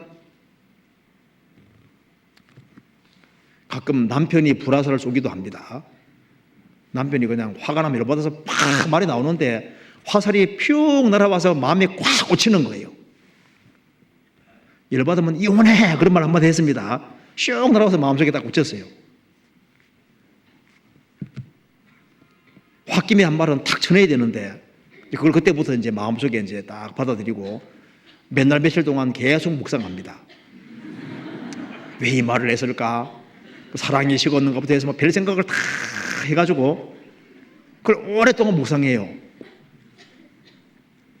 그걸 왜 묵상을 해요? 너희가 말을 책망하려느냐? 소망이 끊어진 자의 말은 바람 같으니라. 소망이 끊어진 사람이 홧김에 하는 말 같은 경우는 그냥 싹 날려버려야지. 왜 그걸 꼬투리 잡냐? 성경 그런 말씀도 있습니다. 자, 이 구원을 받은 사람은 정신 바짝 차려야 됩니다. 그리고 이제 너무 고민 많이 하는 사람에게는 까마귀가 책망할 겁니다. 성경 한번 찾아봅시다. 자, 까마귀가 믿음 없는 그리스도는 책망합니다. 누가복음 12장 보시겠습니다.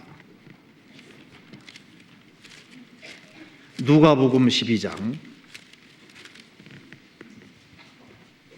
24절. 까마귀를 생각하라. 심지도 아니하고 거두지도 아니하며 골방도 없고 창고도 없으되 하나님이 기르시나니 너희는 새보다 얼마나 더 귀하냐.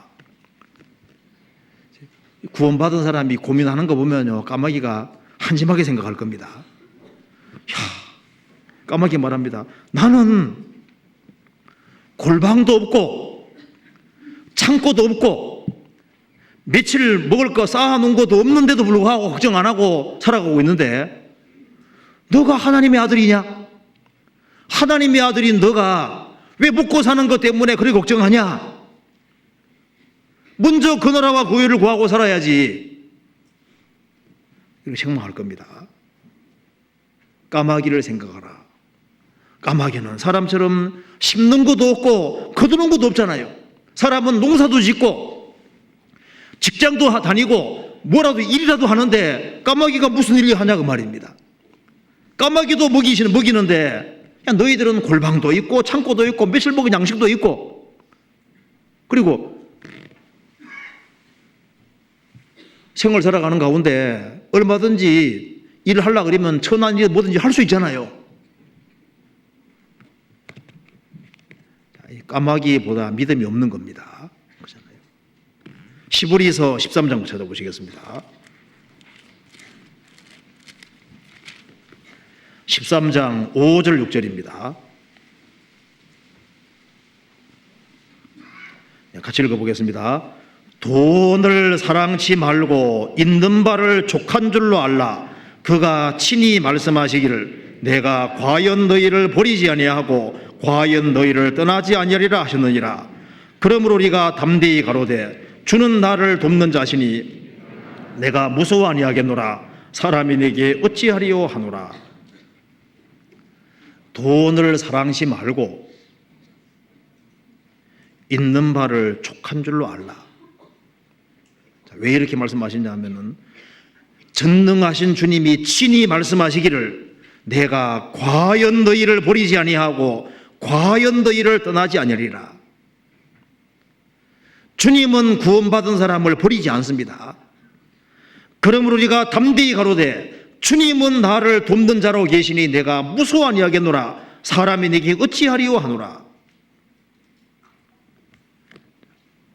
까마귀를 생각하라. 그리고 크리찬도 때로는 세만도 못합니다. 잠언 1장 보시겠습니다. 잠언 1장 17절입니다.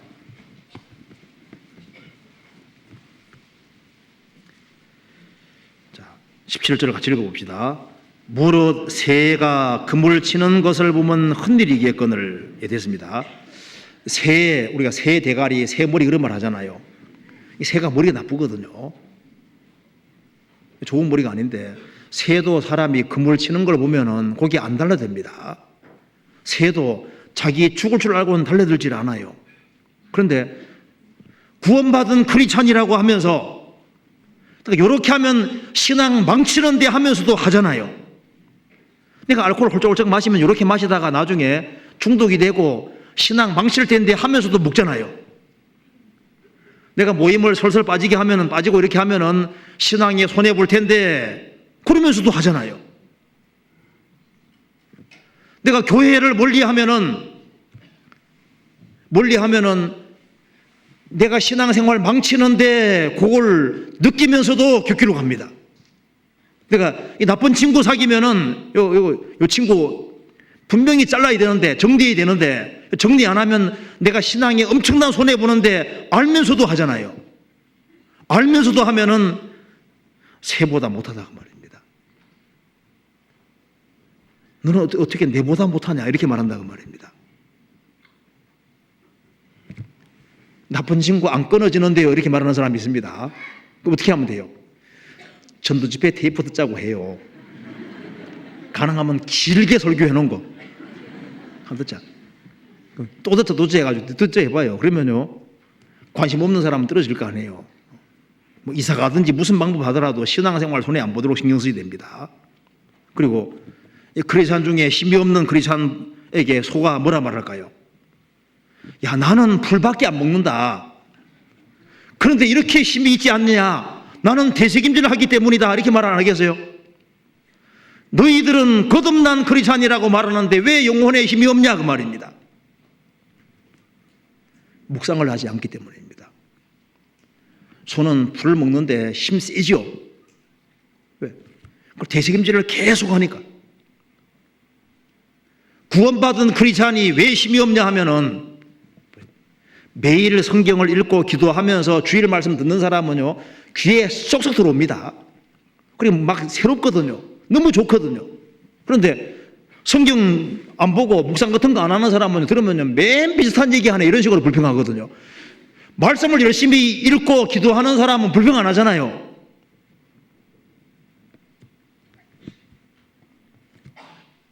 왜 힘이 없냐 하면은 대책임질을 안 하는 거예요. 그래서 저는 이제 생각합니다. 구원받은 사람들 한 달에 한 번씩 영적인 시험을 쳐가지고 말씀 들은 것을 어떻게 얼만큼 외우고 있는지 그거 시험 쳐가지고 시험 친다고 하면요 신앙 달라질 사람 많을 수도 있어요. 그렇죠? 그리고 말은 성경에 나와 있잖아요. 말은 용감하지 못한 크리스찬들을 책망할 겁니다. 말은 장관의 호령 소리 듣고 화살이 비오도 쏟아지는 곳에도 달려가잖아요. 세상에서 가장 용감하게 살아야 될 사람이 크리스찬들입니다. 그러잖아요. 정말 용감하고 힘차게 살아야 될 사람들이 크리스찬인데 구원받지 아니한 사람 앞에 주눅들지 아니하고 용감하게 자기 믿는 것을 담대히 고백하고 살아야 될 사람이 크리스찬인 거예요. 그러잖아요. 말도 그렇게 용감한데 크리스찬이 용감하지 못합니다. 성경 한번 찾아봅시다. 잠언 3장 찾아봅시다.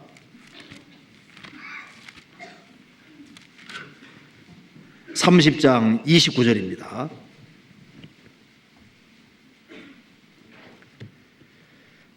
잘 걸으며 위풍 있게 다니는 것 서너시 나니 곧 짐승 중에 가장 강하여 아무 짐승 앞에서도 물러가지 아니하는 사자와 사냥개와 수염소와 및 당할 수 없는 왕이니라. 여기서 아무 짐승 앞에서도 물러가지 아니하는 사자와 의인은 사자같이 담대하다고 했습니다. 구원받지 아니한 사람이 짐승이라면은 크리스찬들은 사자인 거예요. 수풀의 짐승 중에 사자 같은 사람이 크리스찬입니다. 크리스찬은 주눅들지 말고 나는 하나님의 자녀라는 자부심을 가지고 정말 용감하게 생을 살아야 되는 겁니다.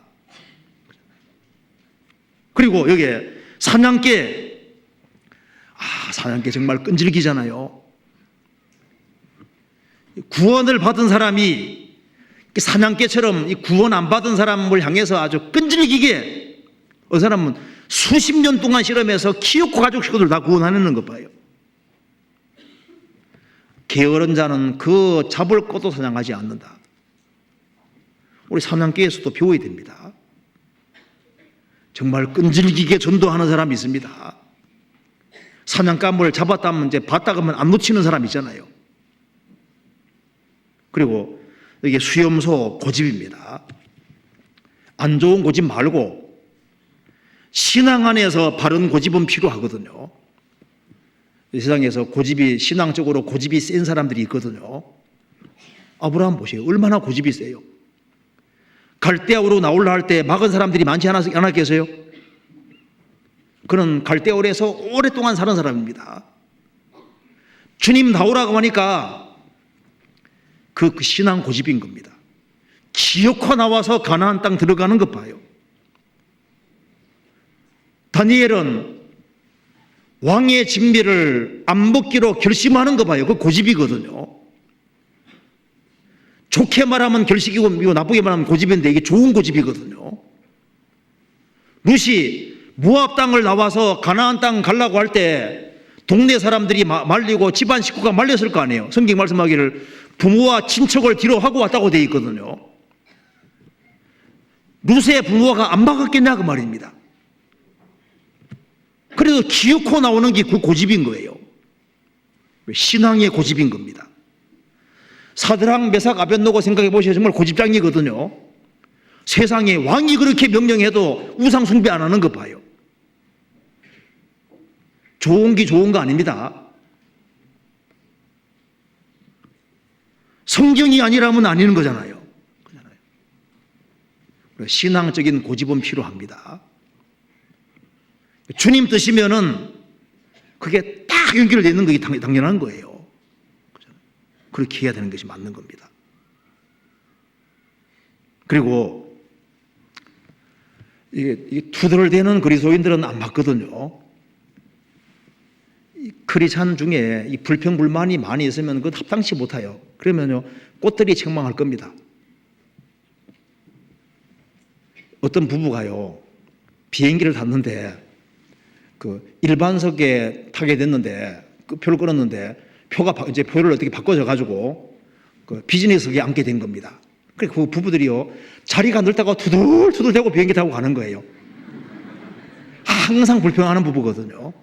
삐딱하게 보면 다 삐딱하게 보입니다. 성경에서 말씀하기를 크리스찬들은 항상 기뻐하라고 말씀하시잖아요. 제가 성경 보면서요, 모태로부터 성령이 충만한 사람이 세례 요한인데, 세례 요한은 엘리사벳 뱃속에 있었잖아요. 그런데 마리아 태속에는 예수님이 계시잖아요. 그러니까 태속에 있는 예수님이 가까이 오니까 모태로부터 성령 충만한 그 태아가 기쁨으로 뛰놀았다 누굴 나와 있죠? 그러니까 구세주 앞에서 취할 태도는 기뻐하는 겁니다. 자, 법궤가 다윗 성에 들어올 때 다윗이 춤춘 거 아시죠? 그는 주님을 기뻐했던 겁니다. 우리는 구원받았기 때문에, 구원을 받은 것 때문에 기뻐하고, 주님이 함께 계시기 때문에 기뻐하고 즐거워하는 거예요. 구원받은 사람 속에 성령이 와 계십니다. 성령은 끊임없이 우리에게 뭐라고 말씀하십니까? 너희들 눈에 보이는 것 추구하지 말고 영원을 위해 살아라고 계속해서 말씀하시잖아요. 보물을 땅에 쌓지 말고 하늘에 쌓으라고 계속 얘기를 하는 겁니다. 이 세상 형적은 지나간다고 계속 얘기하잖아요. 성경의 인물들이 우리를 책망합니다. 어서 하나 말합니다. 나는 배우지 못했다. 내 같은 것이 뭘 하겠어? 그래 생각한다면 착각입니다. 그러면 베드로하고 요한이 책망합니다. 베드로, 요한은 학문이 없는 범인이잖아요. 나는 학문이 없는 범인이고 나는 일개의 어부에 불과하지만 주님 뒤를 따를 때, 주님과 동고동락하고 주님을 배울 때 주님이 나를 사람 낳는 어부로 만들어줬다고 말하지 않겠어요? 나는 배우지 못했다. 그것 핑계입니다. 배우지 못해서도 그리스도를 따르는 사람은 지혜롭게 될 수 있어요. 자, 베드로가 설교하는 것 봐요. 이거 못 배운 사람 설교가 아닙니다. 베드로는 3년 반 동안 주님 따라다니면서 지혜롭게 됐어요. 대가에게 배우면은 빨리 익힐 수 있습니다. 그렇죠? 대가 중에 대가가 주님이신데 주님 가까이 따르는 사람은 주님께로부터 가장 좋은 것을 배울 수 있는 겁니다. 나는 배운 것이 없다. 그 핑계 대면 안 됩니다. 배운 게 없어도 주님을 바짝 따라가면은 주님께 얼마든지 귀하게 쓰임받을 수 있습니다. 아모스는 뽕나무 배양하는 사람이었습니다. 그런데 주님께서 도와주시니까 그는 하나님의 일을 했잖아요. 그렇잖아요.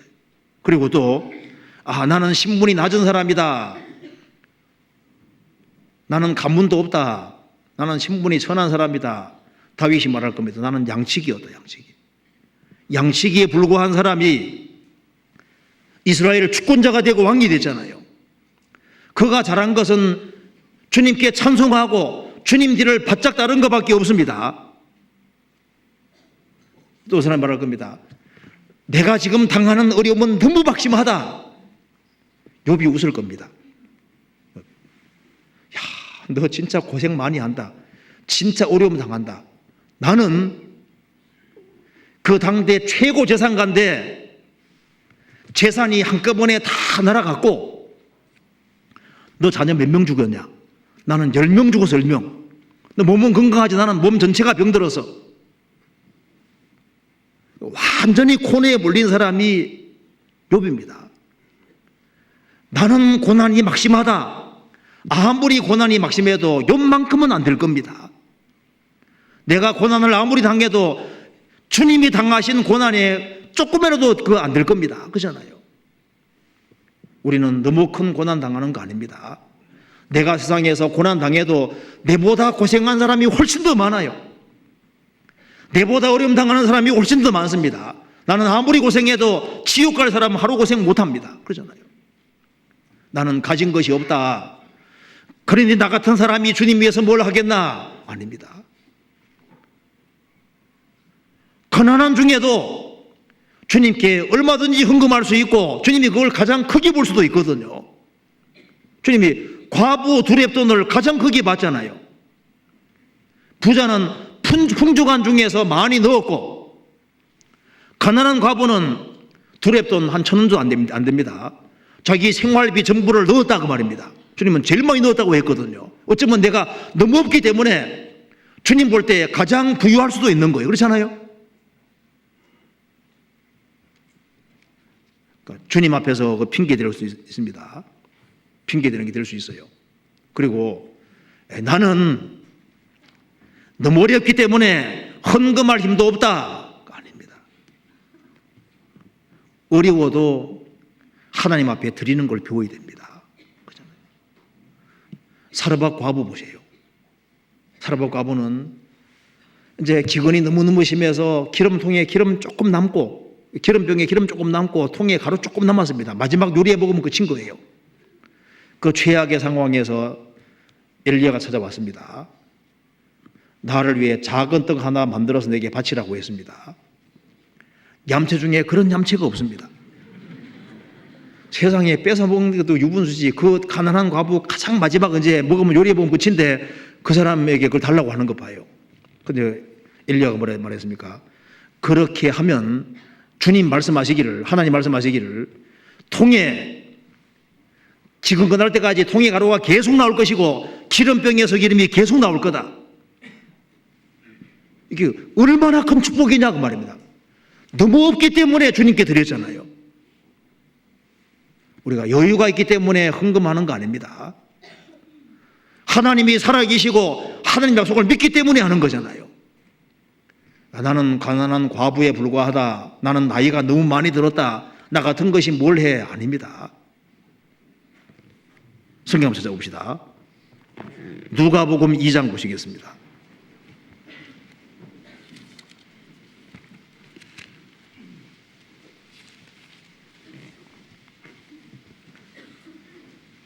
네, 36절.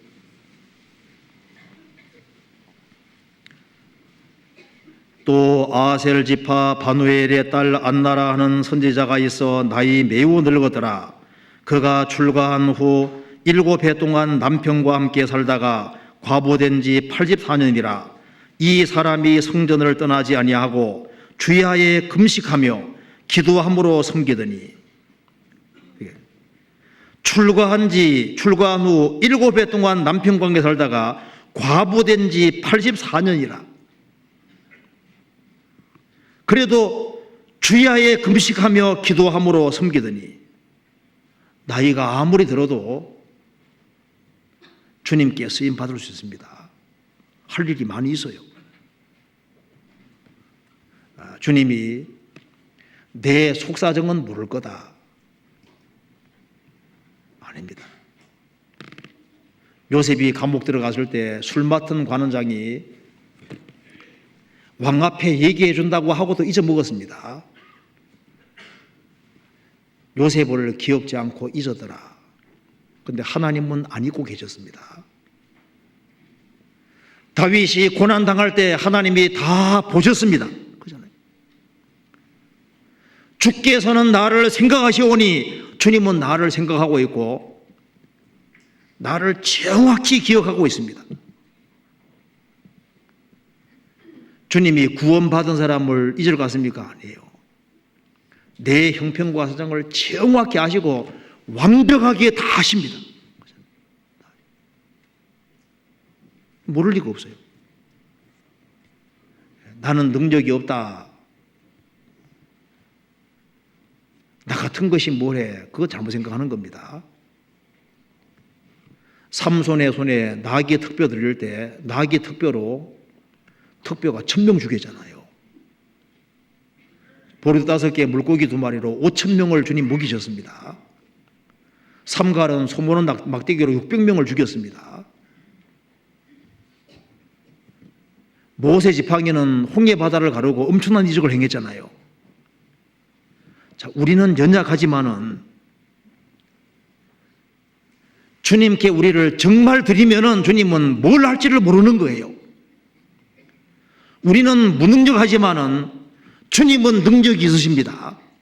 시편 81편에 우리 능력 되신 여호와께, 주님은 우리 능력입니다.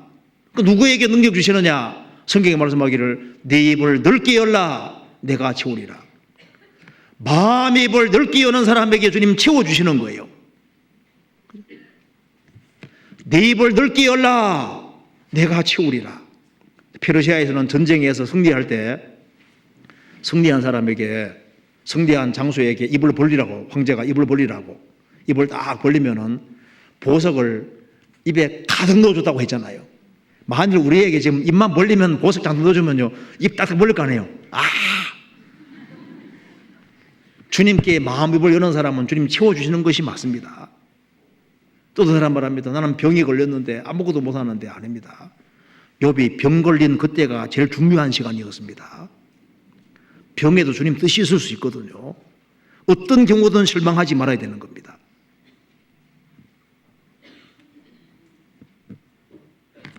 욥기 12, 성경 예레미야 12장 찾아봅시다. 예레미야 12장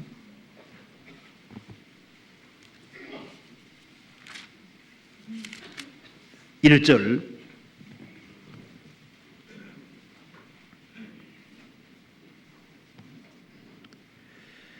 여호와여 내가 주와 쟁변할 때에는 주는 의로우시니이다.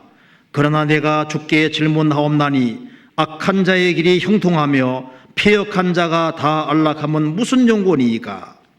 예레미야가 말했습니다. 하나님, 나는 이렇게 죽도록 고생하는데요, 하나님을 제대로 안 섬기는 이스라엘 백성들은 잘 돼가는 건 도대체 무슨 이유입니까? 세상 이럴 수가 있습니까? 하나님 말씀하셨습니다. 5절 내가 보행자와 함께 달려도 피곤하면 어찌 능히 말과 경주하겠느냐. 내가 평안한 땅에서는 무사하려니와 요단의 창렬한 중에서는 어찌하겠느냐. 예레미야야 정신 차리라. 너 지금 예레미야서 1장부터 11장까지 와서 이렇게 불평이 생기는데 너 지금 앞으로 가야 될 길이 멀다 그 말입니다. 여기 보면은 예레미야가 무려 50몇 장까지 있죠. 지금 너는 지금 겨우 11장까지 와서 허걱대는데 너 지금까지 달려온 것은 지금 보행자, 이제 맨발로 달리는 사람하고 이제 뛰어왔는데 그거 아주 힘들어하면 너 지금 조금 후에는 지금 말하고 달려야 되는데 너 어떻게 하려고 하느냐? 너 지금 린치를 당하냐, 폭행을 당하냐? 너는 지금 평안한 땅에 있는데 너 잠시 후에는 요단의 창기란 중에 들어간다는 것은 목숨 위태한 데가 들어간다고 말입니다. 너는 앞으로 지금보다 어려움이 많이 있는데 벌써부터 마음 문제 생기면 어떡하냐? 정신 바짝 차리라고 얘기했습니다. 구원받고 난 이후에 그 사람이 견딜 수 있는 범위 내에서 주님이 더 큰 어려움 줄 수도 있습니다. 그렇잖아요. 정신 바짝 차리고 신앙생활 해야 됩니다. 예레미야야 정신 차리라. 지금 니네 지금 신앙생활 많이 한 것이 아니라 앞으로 더 해야 된다고 말입니다. 우리는 주님 앞에 주님 오실 때까지 계속 해야 되는 거예요. 나는 할 만큼 했다 아닙니다. 주님 올 때까지 계속 달려가야 되는 거예요. 그리고 세상의 사건들이 우리에게 말해주고 있습니다. 세월호가 침몰하는 것 봐요. 삼풍백화점 무너지고 성수대교 붕괴되고 이런 것이 뭘 말해주는 겁니까?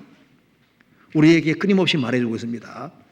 너희들도 뭘 하나 세우려고 할 때 제대로 세워야 되는 것처럼 영혼의 집을 튼튼하게 세우라고 지금 말해주고 있는 겁니다. 절대로 무너지지 않는 집을 지어야 되고 영원한 집을 지어야 되고 근본 보석으로 집을 지어라고 성경이 말하고 있습니다. 제가 성경에서 왜 고린도전 3장에 왜 금은 보석으로 집을 지으라 했을까? 금은 보석이 뭘까? 하고 이제 성경을 이렇게 공부하다 보니까 베드로전서에 답이 나와 있더라니까요. 베드로전서 1장에 금은 믿음이라고 되어 있잖아요. 그죠? 은은 성경에서 예수님 보혈하고 연결시켜놨습니다. 은이나 금같이 없어질 것으로 한 것이 아니오 예수님 피로 한 것이라고. 그리고 성경에서 보석은 믿는 사람에게는 예수님이 보석이고 산 돌이고 보석이 보배로운 돌이고 구원받은 사람이 보배로운 돌이잖아요. 그래서 여기 가면은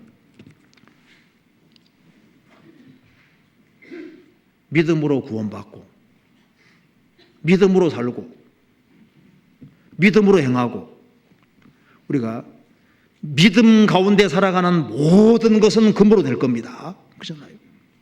어느 성경에서 베드로전서에서 예수님 보혈하고 연결시켰거든요. 우리가 주님의 복음 안에 하나가 돼서 주님의 피의 복음을 전하고 복음 전해서 사람들을 구원받게 하는 그건 정말 영원히 남는 거예요. 예수님이 보배로운 산돌이신 예수라 그랬죠. 예수님이 보배거든요. 또 예수님으로 말미암아 구원받은 사람들이 보배니까 우리가 주님 중심으로 살고 또 구원받은 사람이 보석들이니까 구원받은 사람에게 자란 모든 것들이 다 남는 겁니다. 물론 그것뿐 아니라 다른 것도 구원받을 수도 있습니다. 어쨌든 너희들을 싸울 때 영원히 남는 것을 싸우라고 주님께서 말씀해 주고 있는 겁니다.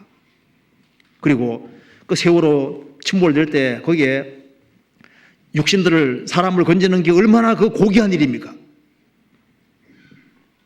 우리는 지옥 가는 영혼들을 건지는 사람들입니다. 그 D.L. 무디 책에 이런 것이 나옵니다.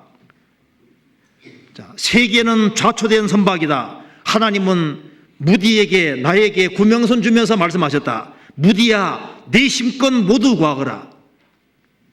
최대한 많이 구하라는, 많이 건지라는 겁니다. 우리는 사명이 있습니다. 자, 주님이 책망하실 때 책망을 받아야 되는 겁니다. 자주 책망을 받으면서도 목이 곧은 사람은 갑자기 패망을 당하고 피치 못하리라. 우리는 주님이 책망하실 때 그 주님의 책망을 은혜로 받는 것이 거의 현명한 겁니다. 자, 시편 141편 보시겠습니다.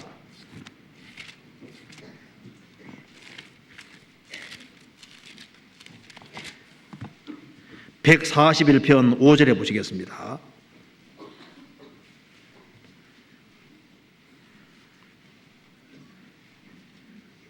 의인이 나를 칠지라도 은혜를 여기며 책망할지라도 머리에 기름같이 여겨서 내 머리가 이를 거절치 아니할지라.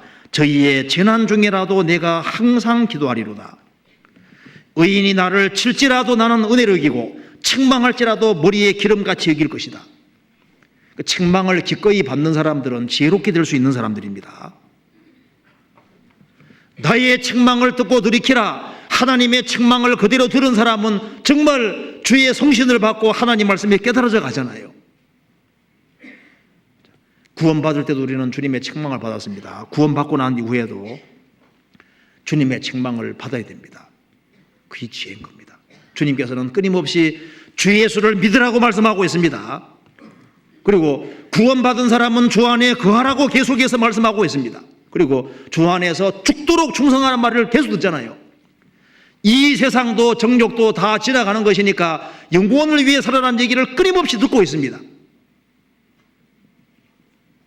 정말 세상 거 다 지나갑니다.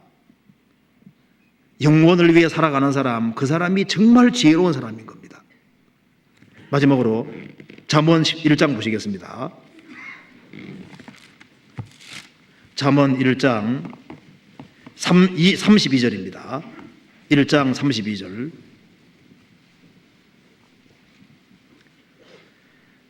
어리석은 자의 퇴보는 자기를 죽이며 미련한 자의 안일은 자기를 멸망시키려니와. 그 다음 읽겠습니다.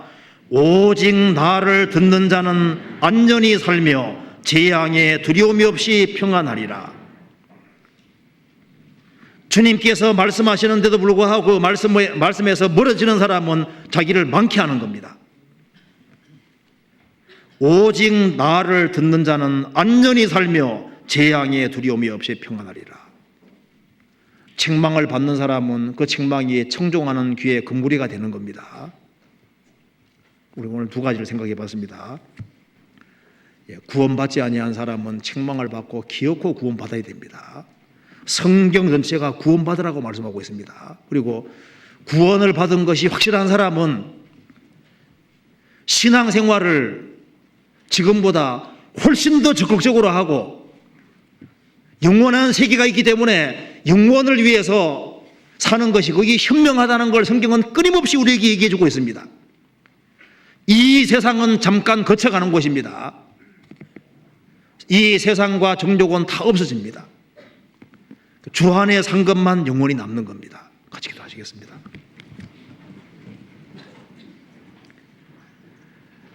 저희를 사랑하시는 하나님 아버지 감사합니다. 저희들을 구원해 주신 그 크신 은혜와 사랑을 인하여 진심으로 감사드립니다. 이 크신 은혜와 사랑을 저희들이 무엇으로 보답할 수 있겠습니까? 주님께서 우리의 마음을 일깨워 주시고 죽으시고 부활하신 주님, 우리와 함께 하신 주님 앞에 어떻게 행할 것을 다시 한번 깊이 생각할 수 있도록 도와주시고, 그리고 주님의 복음과 영광을 위해 살 수 있도록 더욱 역사해 주옵소서. 해외에서 선교하는 그 모든 손길 가운데 주님이 앞서 행해 주시고 주의 역사와 능력을 나타내 주옵소서. 우리의 사랑하는 가족들, 친척들, 이웃들 중에 한 사람도 잃어지지 아니하고 다 영원히 구원함을 얻을 수 있도록 도와주시고, 저희들을 최선을 다해 삶으로 주님께 영광 돌릴 수 있도록 도와주시옵소서. 주 예수 그리스도 이름으로 기도하옵나이다. 아멘.